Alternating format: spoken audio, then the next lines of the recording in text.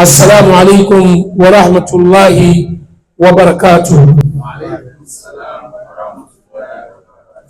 Nítorí ní kí n bá wa sọ àbíkájọ́ fi lukùn lé lórí òun náà ni unity in Islam, àjọṣepọ̀. Báwo ni a ṣe lè jọ ní àjọṣepọ̀? Àǹfààní wo ló wà nínú àjọṣepọ̀? Ìhàwó ni Islam kọ sí àjọṣepọ̀. Tí a bá lọ wò dáadáa, Islam ní ẹ̀sìn tó pèpè sí unity, starting from the pillars of Islam and the rituals in Islam. Gbogbo nǹkan tọ́lọ́run bá Allah ní ká ṣe pátá ó ń pèpè wá síbi unity ni, láti bí kẹ́límà la ilaha illallah.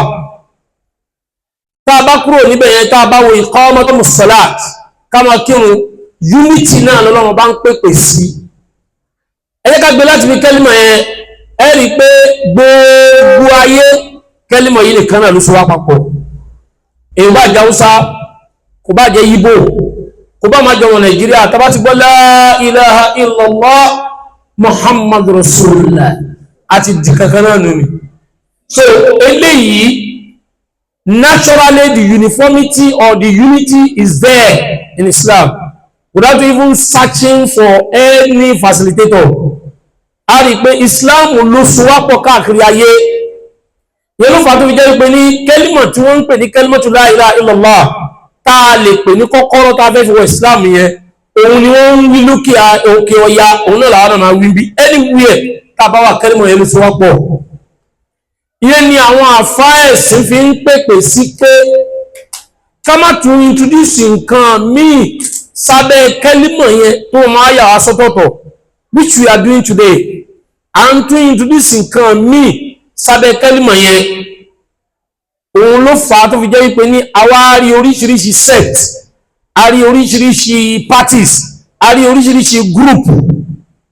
Níjọ́ tí kẹ́límọ̀ yẹn ń so gbogbo àwọn sàhábà pọ̀, wọ́n rí nǹkan kan rò ju la ilaha illallah.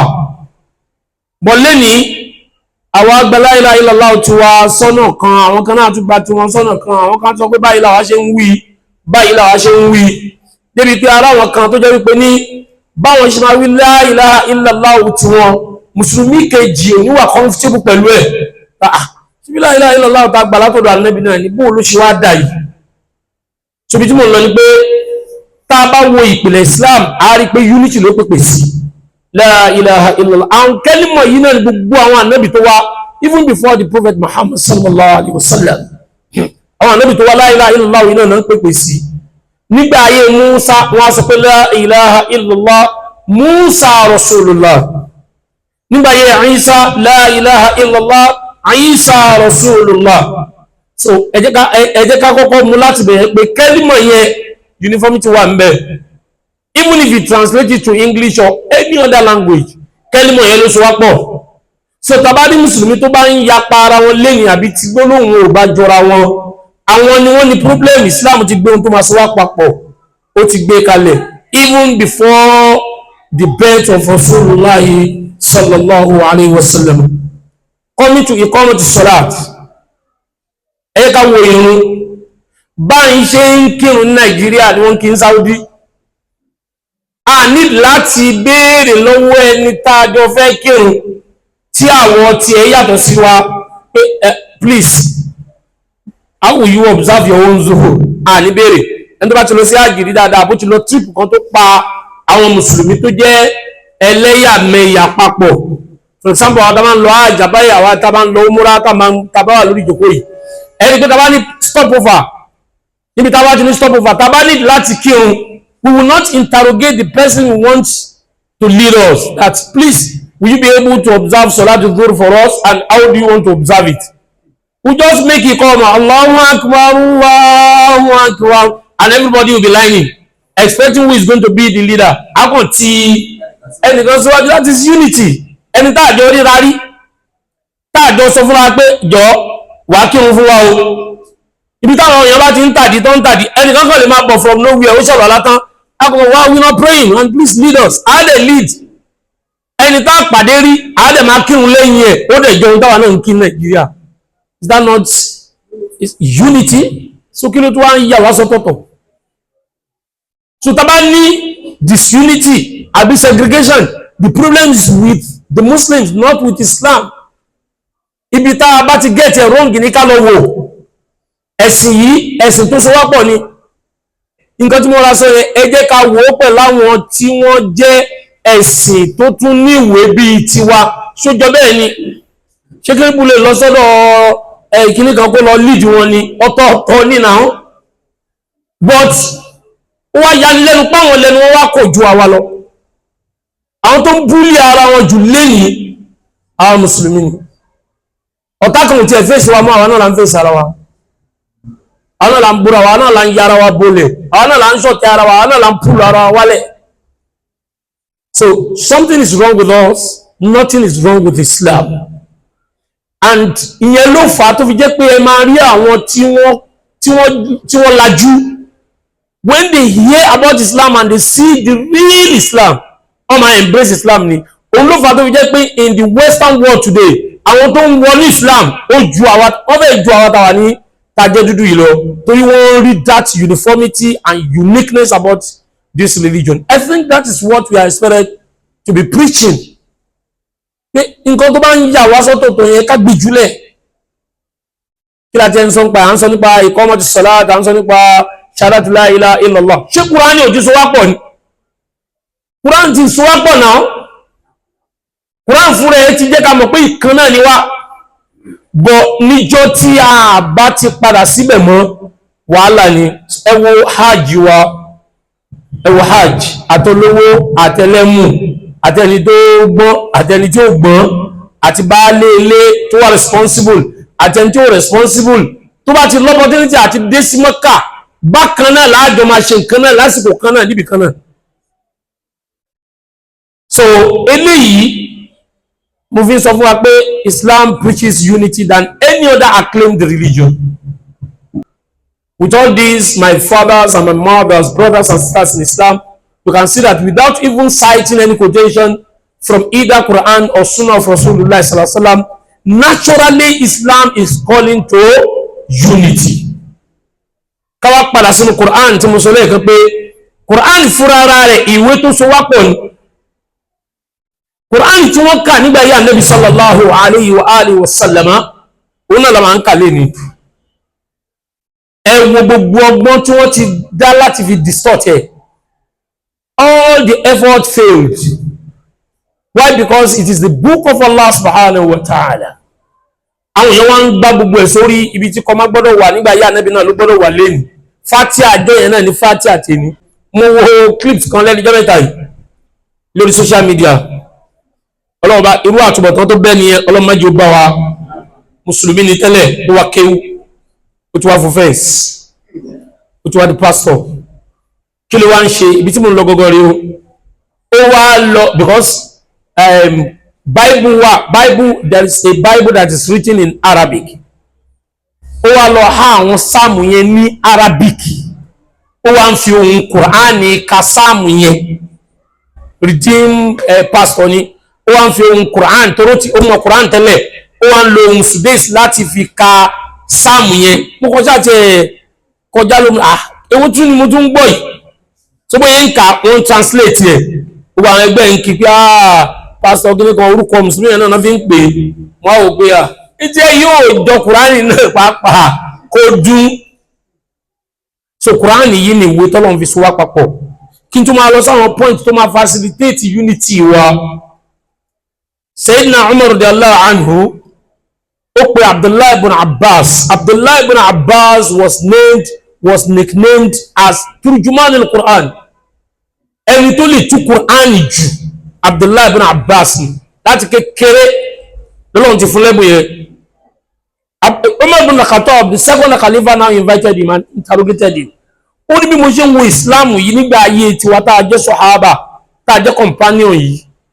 Ó ń fún mi ní problem kí ló lè segregate wa, kí ló lè dá disunity ilẹ̀, wọ́n rò ní orí rò. Ìwọ Abdullah ibn Abbas, kí ló rò ó lè fa àwọn tó máa wá lẹ́yìn wa tó máa fi dàrú? Abdullah ibn Abbas ni ìdí tí wọ́n tẹ́nu òfin ní kò tí wọ́n á tún máa fi yàtọ̀ because nígbà tí wọ́n kò sí àlùbídíà kò sí ṣíà qala Allahu qala Rasul kò sí pa fẹ́ tẹ̀lé ẹnìkan tó wà ń tẹ̀lé ànábì náà ní gbogbo fẹ́ tẹ̀lé títí bóyá ìwà ti ṣẹlẹ̀ yẹn àwọn kan tó dé lẹ́yìn ànábì yẹn làwọn fẹ́ èmi fẹ́ tẹ̀lé bí mi ṣe fẹ́ ṣe tèmi mo fẹ́ kó jọ ẹni yẹn ẹlòmínà tún rí tiẹ̀ tó fẹ́ tẹ̀lé ẹlòmínà tún rí tiẹ̀ tó fẹ́ tẹ̀lé ìyẹn ló fà á tó fi jẹ́ pé ń gbà yá ànábì ẹ̀ lè gbọ́ bídíà ẹ̀ lè gbọ́ súfí ẹ̀ lè gbọ́ tìjáni ẹ̀ lè gbọ́ kọ̀ọ̀dìrí because qala Allahu qala Rasul níjọ́ ta ti fi qala Allahu qala Rasul lẹ̀ ta ti wà lóyà sí ẹnìkan tó jẹ́ ní eré tó tara qala Allahu qala Rasul dẹ́ ní eré ta ti lóyà sí pòun la fẹ́ tẹ̀lé níjọ́ ẹni wàhálà ti bẹ̀rẹ̀ Abdullah ibn Abbas ni radiyallahu anhuma ó ní ìdí tí wọ́n fi máa ya para wọn lẹ́tà ó láyé tí wà lé ní ṣojú wa ní Kùránì fi ń sọ̀kalẹ̀ wa alimna fima nuzzil àmọ́ ìdí tọ́lọ́hun fi ń sọ̀kalẹ̀ tá a bá ti pàdé kíní kan nínú Kùránì tó bá rú wa lójú a máa wo sábàbù nùzúl ìdí tí Kùránì yẹn fi sọ̀kalẹ̀ so we'll be able to marry this with this and deduce the conclusion ó ní ṣùgbọ́n àwọn kan máa wá lẹ́yìn wa ya'ti ba'dana rijalun likulli wahidin minhum ra'yun wa idha kana likulli rajulin fil Qur'ani ra'yun yufti kama yasha wa idha kana likulli rajulin ra'yun ikhtalafu wa idha ikhtalafu iktatalu ọlọ́run kan máa dé lẹ́yìn wa la ya'rifuna fima nuzzil wọn ní mọ ìdí tí àyà Kùránì fi sọ̀kalẹ̀ mọ́ wọ́n kàn máa apply yẹ gbọ́rọ̀ gidi bẹ́ẹ̀ náà ni ń tí Kùránì ń wí pé ké ń tọ́lọ̀ fi sọlẹ̀ ìkalẹ̀ rẹ̀ ibi tó apply sí rẹ̀ èyí tó yẹ kó fi consult àwọn sàhábà tó ṣojú wọn gbà tí Kùránì sọ̀kalẹ̀ bá nàbí wọn nílò mọ́ kálukú máa sọ bó ṣe gbọ́ àyà yẹn yé a máa apply personal wisdom without tracing it back to the Genesis tó bá ti wá jẹ́ pé kálukú bá ti ń sọ ohun tó fẹ́ tó ń tú bó ṣe hùn ìkìtàlà fún wọn máa yapa ara wọn ẹ kàn rí pé mọ́ṣáláṣí méjì lẹ́gbẹ̀ẹ́ ara wọn wọ́n ń tú the same aya pẹ̀lú ìtumọ̀ tó yàtọ̀ torí kálukú ń lo ọpọlọ ẹ̀ àtírèsì ìpìlẹ̀ mọ́ wọ́n yí ìfẹ́ ìkìtàlà fún tó bá dẹ̀ ti di pé wọ́n yapa ara wọn nípa Quran ìkìtàtàlù wọn máa jà ohun tó ń ṣẹlẹ̀ lẹ́ni nìyẹn ohun tó ń ṣẹlẹ̀ láyé lẹ́ni òun nìyẹn. So I think the first problem we have is how do we handle the Quran? What is our relationship with the Quran? How do we understand it? How do we apply it? Nígbà táwa bá délé níta bá ń sọ fáwọn sàhábà pé hum rijalun wa nahnu rijal. Àwọn tọ́lọ́run ti fún ní ìwé àlùjánnà látàyé tọ́lọ́run ti foríjì wọn. Àwọn sọ pé hum rijalun. Wọ́n ọlọ́pọlọ ni wọ́n lu ọpọlọ wọn. They were men as we are men. So they said what they want and we are free to say what we want. Tá a bá ti pa ẹ̀sìn yẹn, tá a bá ti trace yẹn padà sípìlẹ̀ mọ́, ìyapa inú máa wà. Ká wá padà sí ọ̀dọ̀ Ànábì Muhammad sallallahu alaihi wasallam as a man of unity. Láàrin àwọn Mùsùlùmí Madina, ó unite wọn. Ó unite àwọn Mùsùlùmí Makkah. Tí ẹ bá wo bí àwọn Lárúbáwá ṣe le tó, a mọ iṣẹ́ tí Ànábì ṣe towards unity. Towards realization of unity among them. Ó unite wọn, ó so wọ́n pọ̀, èyí tó burú ó sọ́dọ̀rẹ́, èyí tó rọ̀ ó sọ. Nígbà tó tẹ̀ dé Mádínà ìgbà yẹn lórí ṣe jù. Ó fi ìkan ṣe ọmọ ìyá ìkejì débi pé unity yẹn ni wọ́n fi gbé nílùú Mádínà. So Ànábì náà kì í ṣe ẹni tó ń pèpè lọ síbi ìyapa ẹnu. Kí má bàa sọ̀tàn púpọ̀. I think what matters most is that how do we realize, how do we achieve unity that is fading off in our community, in our society? Báwo la ṣe lè dá unity yẹn padà? Àbí báwo la ṣe lè retain èyí tó wà lọ́dọ̀ wa? Alákọ̀ọ́kọ́ ni wípé ní ká ní spiriti selflessness. Selflessness yẹn ó ṣe pàtàkì gan. Ní tí mo bá fẹ́ kó ṣe mí, tí mi bá fẹ́ kó ṣe mí kí má jẹ́ kó ṣe bàbá wa. Kí Mùsùlùmí rí pé in tí mi ò fẹ́ kó kàn mí kò gbọdọ̀ kàn mọ́ ìyá mi. Mo rẹ̀ gbogbo wa náà lámọ̀ hadith yẹn tí Ànábì sallallahu alaihi wasallam sọ wípé ní la yu'minu ahadukum hatta yuhibba li akhihi ma yuhibbu li nafsihi.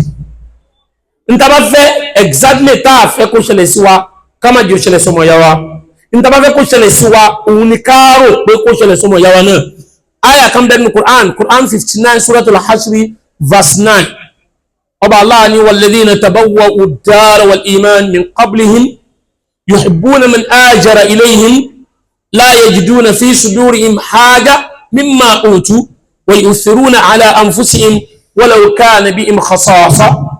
Aya yìí mo kàn fẹ́ yọ ntọ́lọ́wọ́n bá Allah ń sọ ń bẹ ni pé àwọn mùsùlùmí tàná prefer ń gbà mí gan ní táwọn nífẹ̀ẹ́ ara wọn dé wọ́n prefer kí wọn tó fẹ́ ṣe ọmọ ìyá wọn yẹn kàkàkà burú yẹn ṣe wọ́n kó ṣe ọmọ ìyá wọn tọ́wọ́n bá rí aburú yẹn gbé kó mẹ́ wọ́n kó wá prefer kó burú ṣe àwọn. wọ́n ṣe tán àti fi ẹ̀mí wọn rọ́pò aburú tó máa ṣe ọmọ ìyá wọn ìyẹn ò sí mọ́ láyé tí wàá lé ní o. Even materialistically we are ready to, as we are seated here now, if anything is being distributed, somebody wants to take two at the expense of his brother that has not gotten anything. Somebody wants to take two and the heads that are here are counted. Somebody wants to take three. I used to cite an example of my experience when I was in Hajj. You know, the big boss will carry 48 from Mecca to Medina. After our Hajj, right, they were transporting us from Mecca to Medina. Amafuwa ni Zamzam 48. 48 na mafuwa Zamzam never fún yín ni, Dabidu never fún yín ni, bread never fún yín ni. 48 ni wọ́n ti mọ̀ pé 48 ni. Lábáwá yẹn kan ha gbogbo ohun tó fẹ́ ha tán tó bá discover pé ẹnìkan ò rí gbà ó ní no la adadul jalisina fi hadhihi sayara 48 nafara. وجئت بالهدايا يبلغ هذا العدد من أخذ نصيب أخيه. ó ní tí mo kọ́ 48 ni mo dẹ̀ mọ́ yíyan tó wà ń bí ta ló gbà tẹ́lómi gbọ́n sọ pé àwùsùbìlá rárá aṣẹ̀ṣẹ̀ àjìtàn ni o. àṣeyàwó kan ló ti gba ti àwọn àgbà tó wá fẹ́ dìtì wọ́n ní ẹ̀yìn ọmọ ìyá wọn àbúrò àwọn ó wà nínú mọ́tò kejì àwọn làwọn bá gbà àbúrò yìí náà gbà ń bẹ wọn ní alákòóso ọkọ máa gbà làwọn ṣe gbà àwọn èèyàn ń jí Kùránì kéèyàn tó mọ jí Kùránì ẹgbẹ́ fìtínà ni.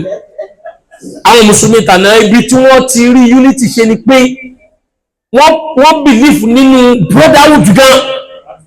wọ́n á gbé ọ̀rọ̀ lọ́rọ̀ tó jọ́rọ̀ ọmọ ìyá wọn wọ́n á gbé lórí that nothing should happen to him. we don't want to know wọ́n gbé trust wa lọ́wọ́ gan ama jàmbá ẹ̀. ẹ jẹ́ fún example kan lójú ogun àwọn mùsùlùmí tí wọ́n ti ṣálọ́gbẹ́ wà lórí ìdúgbòlẹ̀ báyìí about 6 or 8 of them wọ́n wá ń pọ̀ kákú. each of them needed a cup of water, a sip of water to survive, just sip. wọ́n wá gbé omi dé fún number 1 wọ́n gbé omi dé fún number 1 lókù tí ẹ̀ mú ó ní kana alladhi yalini ahwaja ilayhi minni. ó ní mo ṣe ń wo brother tó wà lẹ́gbẹ̀ẹ́ mi òun tí ń pọ̀ kákú is almost giving up, can you give it to him? ó dà ẹ́ ó ní díẹ̀ ara jù lé lọ pé kọ́ gbé fún wọ́n gbé fẹ́ni kejì yẹn náà ní no èmi sì lè survive ẹ gbé fẹ́ni tó wà lẹ́gbẹ̀ẹ́ mi ó máa nídìí ẹ̀jú mi lọ títí tó fi gbé dé ọ̀dọ̀ the last person. nígbà tó wọ́n gbé dọ́dọ̀ the last person ẹ̀mí ti jábọ́ lára ẹ̀ wọ́n wá ń da padà bọ̀ wá sọ́dọ̀ àwọn ilé ìgbókè ìwọ́n tó ní ká gbé fún rẹ̀ ó ti kú nígbà tó máa dọ́dọ̀ ìwọ́n náà ti kú eléyìí náà ti kú bí gbogbo wọn ṣe lose life wọn nìyẹn. kẹ́lẹ̀ mo bá wọn ṣe rí wọn a máa bó àṣírí ara wọn àwa máa tú àṣírí ara wa ní wọ́n bó àṣírí ara wọn pa nítorí alkiyama torí wọ́n mọ̀ pé táwọn bá bẹ́ẹ̀ dọ́dọ̀ ọba Allah àwọn àgbàládá. so selflessness yẹn tá a bá lè build yẹ kọ́ pé àfitèmí tí ìbá jẹ́ àfitèmí ni kí láwọn ìmọ̀mù máa jà sí ìmọ̀mùship fún. ìmọ̀mù tí ó rojọ́ lọ́nà kìámà yóò káwọ́ pẹ̀yìn tí gbogbo ẹni tó ṣe ìmọ̀mù fún ó fi kọjá wà lè jẹ́ náà the last person ó dìgbà tó bá lọ tán kó tó free. ìwọ́sọ ọlọ́run oníjó wọlé kó má lọ jẹ́ pé nígbà tó bá wọlé tán lẹ́nìkan sọ pé ìmọ̀mù wa tẹ́jú wọlé yẹn náà ló kó bá mi. so ń tọ́ máa wá dù lálù kìámà ń tọ́ máa tó jẹ́ pé wàhálà la máa fi rí yẹn làwọn èèyàn wá ń jà sí. ọlọ́run ló mọye kéèsì imamship ní court tí ìfẹ́ ọlọ́run lẹ́nu imamship ká máa sọ̀rọ̀ imamship ní court a máa ní imam please sit down who is this one ẹ̀dẹ̀mọ̀ pé èèyàn ní lọ wájú adájọ́ kọ́ mọ́ sí fìlà mọ́mọ́ á ṣe agbárí sílẹ̀ báyìí wájú adájọ́ tí ò mọ Ọlọ́run ìdílé ìmọ̀ọ̀mù wọn máa já àwọn ẹlòmíràn àwọn ejò síra wọn ẹlòmíràn àwọn akéèké síra wọn ṣé ìfẹ́ náà lá ní tó tó bẹ́ẹ̀. So alákọ̀ọ́kọ́ nìyẹn múrùpá ti gbàgbé bí Ànábì sàlám ṣe júwe wa ó ní al-mu'min lil-mu'min kal-bunyan yashuddu ba'dahu. Ànábì describe wa pé mùmíní dàbí ilé ó dàbí building tá a fi blọ́ọ̀kù kan bọ ìkejì tó ẹ pé tí gáàpù bá fi lè wà lára blọ́ọ̀kù yẹn wàhálà ti dé ó wá ṣe ọwọ́ ẹ̀ báyìí ó wá mọ́wọ́ ẹ̀ méjèèjì ó wá ṣe báyìí káwọn mùsùlùmí lè mọ́ bọ́ ṣe wà ìjọba wa ṣe wá wà lọ. Mùsùlùmí ní prefer láti jọrẹ kèfèrí nítorí pé ó ń bá mùsùlùmí ẹgbẹ́ ìjà àwọn aláma yọ̀dì fún ọjọ́ mẹ́ta ọjọ́ mẹ́rin oṣù márùn-ún àyọ̀dì mọ́ṣáláṣí ń túká nítorí inú ní bíní síra wa for flimsy excuses. Àkùránì àdìsá ní sàfà ní sọ ìpè ní mùsùlùmí ò gbọdọ̀ yọ̀dì kọjá ọjọ́ kẹta tó bá ti kọjá ọjọ́ kẹta táwọn méjèèjì ò bá ti kíra wọn àti kíní àti kejì ọmọ náà ni wọn. Ó ní mùsùlùmí kan ò gbọdọ̀ gbé ìdàsókè fún mùsùlùmí kejì àti kíní àti kejì ọmọ náà ni wọn. Ànábì Muhammad sallallahu alaihi wasallam, this was narrated by Abu Hurairah radiyallahu anhu, and he said the Prophet sallallahu alaihi wasallam, why he was warning us of what could lead to this unity. Tó ń sọ fún wa pé you should be mindful of that brotherhood, your sisterhood. Àwọn nǹkan tó máa ń dà rẹ̀ tó máa ba ìjọmọ ìyá jẹ́ lànàbí kàkàlẹ̀ sallallahu alaihi wasallam. Ó ní iyyakum wa dhann fa inna dhanna akdhabul hadith. Ẹ ṣọ́ra fún àbá suspicion balaji ṣe para ọ̀rọ̀ tó ń sọ lápárọ̀ gan ṣé kì í ti kọ́ bẹ́ẹ̀ jẹ́ pírẹsidẹ́ǹtì kìtìbẹ̀ kó tiẹ̀ yé èèyàn gan. Ẹni yìí tó jà tiẹ̀ wá gbogbo ẹ̀ mọ́yà gbogbo mítìn kò sí tẹ́nu abá mítìn ṣé ìṣe kúrú wa yìí gan-an ó mà tí ìdí agbádá ó mà tí ìdí bàtà ẹ má suspect ara yìí torí pé suspicion yẹn máa lead sí unity. Eléyìí pọ̀ gan ká máa suspect ara wa a lè gbára wa gbọ́ mùsùlùmí ìtẹ̀ ní ò lè gbára wọn gbọ́ àìlè gbára wa gbọ́ náà ló fi jẹ́ pé wọ́n invite àfáà sí program ó tún microphone láti lè wọ́n bá àfáà microphone lọ láti lè wọ́n microphone lọ wọ́n máa ń lo tiẹ̀ ní ọ̀rọ̀ lo ilé yìí wọ́n máa ń lo fún boys gẹ̀ wá sí náà ní wá jẹ́ ẹ̀rọ fẹ́ ká bí ṣe kúkó ọ̀pẹ́ rí àwọn akáṣí kúkó tàbí kọ́ microphone no ẹ̀ má lọ microphone ẹ̀ fún wa ní microphone tiwa.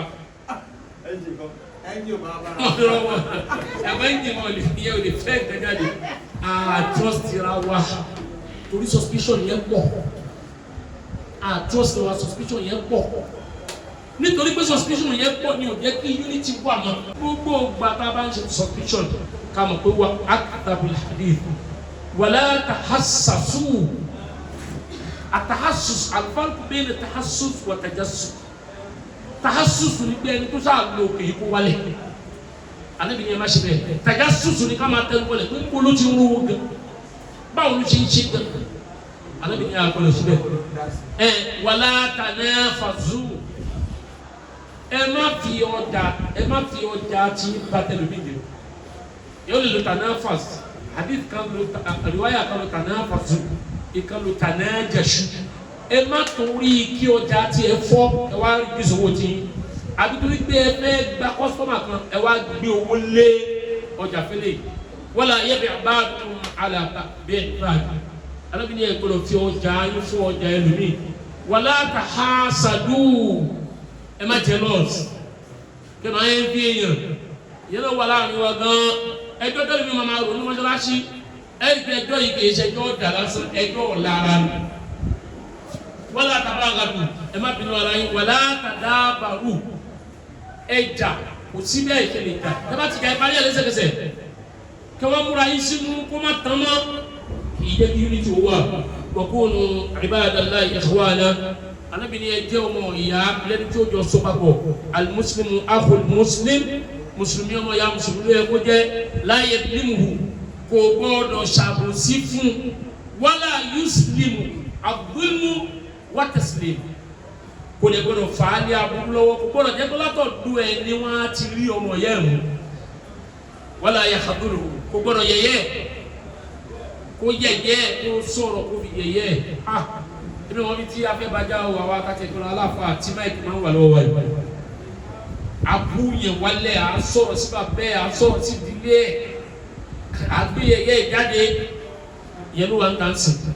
At-taqwa hahuna, alábìíní bí ni ìpáyọ̀ ọlọ́run wà, wọ́n yushiru ila sadrihi, ó wà náà sí ìgbáyà rẹ̀, ó ní bi hasabi muri'in mina sharr, níta fi máa mọ̀ pé ẹni ìbílẹ̀ yẹn láyé, pé ẹni ìbílẹ̀ léyìí o bí yẹn bá ṣe jẹ́ ẹni ibi sí an yuhqira akhahu muslim, òun náà ní ibi ní an yuhqira akhahu muslim, kó mú ọmọ ìyá ẹ̀ kó dẹ̀ fàyà wálẹ̀, kó sọ̀rọ̀ sí i, kó yẹ̀yẹ́ ẹ ti mọ̀ pé ní ibi bí abúlé bá ṣe pọ̀ lára yẹn sí bẹ́ẹ̀ ni ó ṣe yẹ̀yẹ́ ọmọ ìyá rẹ̀ sí. Kullu muslim ala muslim haramun damuhu, mùsùlùmí ò gbọdọ̀ ta ẹ̀jẹ̀ mùsùlùmí sílẹ̀, wa irduhu, kò gbọdọ̀ fẹ́nu kan ìjọmọlúàbí ẹ̀, inú ò gbọdọ̀ bíyàn kó fẹ́nu kan ìjọmọlúàbí ọmọ ìyá rẹ̀, wa maluhu, ó gbọdọ̀ jọ wú ẹ̀ mọ́lẹ̀, kò ju wú ẹ̀ mọ́lẹ̀ lọ́nà tí ó tọ́. Inna Allaha la yanzuru ila ajsadikum wala ila suwarikum walakin yanzuru ila qulubikum wa a'malikum. So with this, I want us to just build on the points that are phrased, that you see, you can never be united if you don't pay attention to those fundamentals. We should love ourselves because of Allah, and there are rewards in this life and hereafter. So whomever comes together, or whomever come together to do what? To love one another. As we have learned from the hadith of Rasul that says, Sab'atun yudhilluhumullahu yawma la dhilla illa dhilluhu. 7 categories of people that will be under the shade of Allah when people will be running helter-skelter, looking for survival. It's only those that are mentioned in those categories that will be under the shade of Allah. That means Allah will respect them, will honor them. They will never taste hellfire. Imam Adil, Shab Nasha fi Ibadatillah. One of them is Rajulani Tahaba fillahi ijtama'a alayhi waftaraka alayhi aw watafarraqa alayhi. 2 men or a group of people that have come together because of Allah. They love one another just because of Allah. And when they were departing, they departed because of Allah. In the day of Qiyamah, in particular, this says, ينادي المنادي أين المتحابون في جلالتي أو بجلالتي. Allah will instruct one of his angels to announce that where are those who love one another because of me, who come together because of me, and he will keep them under a check. That the implication of that is that they will be honored. So most of those things they have committed as sins, Allah will waive it for them. So let us love one another. This does not mean we will not disagree. We disagree, we argue in such a way that we will not betray our ibadah. I pray Allah subhanahu wa ta'ala enable us to digest, understand, and ponder, reflect on the little points that I've raised. I am grateful to the Ummah for giving me this opportunity, and I say may Allah subhanahu wa ta'ala put barakah in our effort and in all our schools that we have established. Subhanaka Allahumma wa bihamdika nashhadu an la ilaha illa anta nastaghfiruka wa natubu ilayk. Assalamu alaikum wa rahmatullahi wa barakatuh. Wa alaikum assalam wa rahmatullahi wa barakatuh.